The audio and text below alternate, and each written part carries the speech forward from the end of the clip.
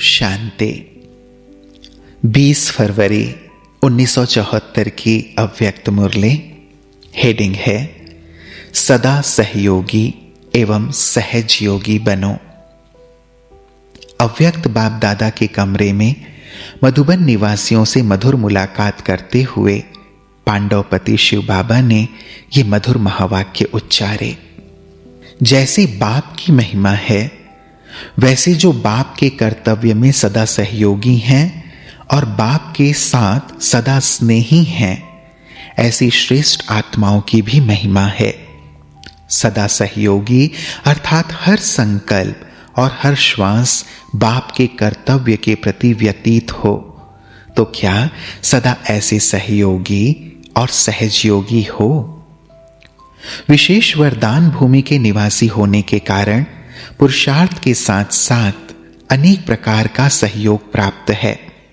वृत्ति और स्मृति यह दोनों ही पुरुषार्थ में आगे बढ़ने में सहयोगी होते हैं। स्मृति बनती है संग से और वृत्ति बनती है वातावरण व वायुमंडल से। जैसे स्थूल धन कमाने वाले सारा दिन उसी संग में रहते हैं, तो संग का प्रभाव स्मृति में इतना पड़ता है कि उसको स्वप्न में भी वही स्मृति रहती है। तो आप लोगों को अमृत वेले से लेकर रात तक सारा दिन यही श्रेष्ठ संग है, शुद्ध वातावरण है और शांत वायुमंडल है। जब संग और वातावरण दोनों ही श्रेष्ठ प्राप्त है, तो स्मृति और वृत्ति सहज ही श्रेष्ठ हो सकती है। ड्रामा में जब यह गोल्डन चांस प्राप्त है, तो क्या उसका उतना ही लाभ उठाते हो? बाहर में रहने वाले कीचड़ में कमल हैं। आप लोगों को तो कमल से भी श्रेष्ठ रूहानी रूहें अर्थात गुलाब बनने का चांस है। गुलाब का फूल पूजा के काम आता है, अर्थात वह देवताओं को अर्पित किया जाता है। कमल पुष्प की विशेषता गाई जाती है, लेकिन वह अर्पित नहीं किया जाता। तो आप सब बाप के आगे अर्पित गुलाब हो। जैसे गुलाब वायुमंडल में खुशबू फैलाता है, ऐसे ही आप सब भी चारों ओर अपनी रूहानियत की खुशबुएं फैलाने वाले हो। क्या जैसा नाम वैसा ही काम है? जैसा स्थान वैसी स्थिति है, जैसा वातावरण वैसी वृत्ति है और जैसा संग वैसी स्मृति है। इसमें अलबेलापन क्यों होता है? कारण कि जैसे बाप की पहचान नहीं, तो प्राप्ति भी नहीं। इसी प्रकार अपने मिले हुए श्रेष्ठ भाग्य की भी पहचान नहीं, तो अलबेलापन का कारण हुआ कि ज्ञान की कमी और पहचान की कमी। इसलिए अब समय की समीपता प्रमाण संपूर्ण ज्ञान स्वरूप बनो, तब ही ज्ञान का फल अनुभव करेंगे। समझा? पांडवों का किला तो प्रसिद्ध है।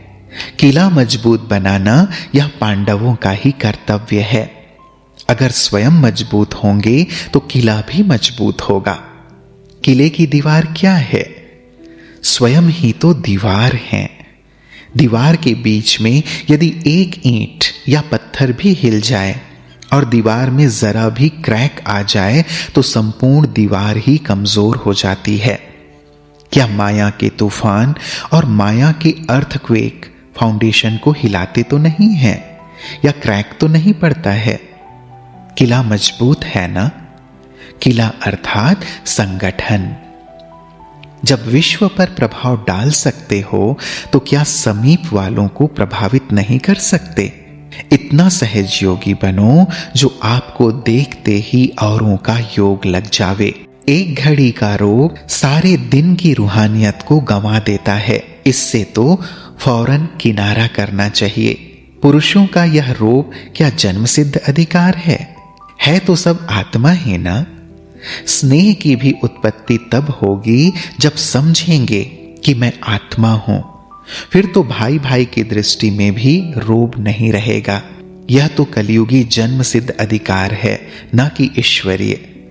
ना बहन देखो ना भाई, क्योंकि इसमें भी एक्सीडेंट होते हैं।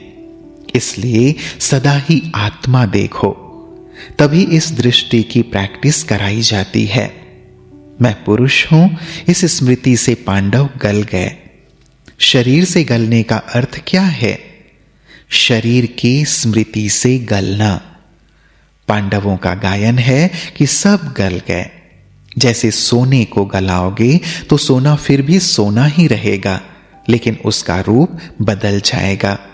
तो यह भी गल गए अर्थात परिवर्तित हुए, इसलिए यह रोग भी समाप्त। अच्छा, ओम शांति।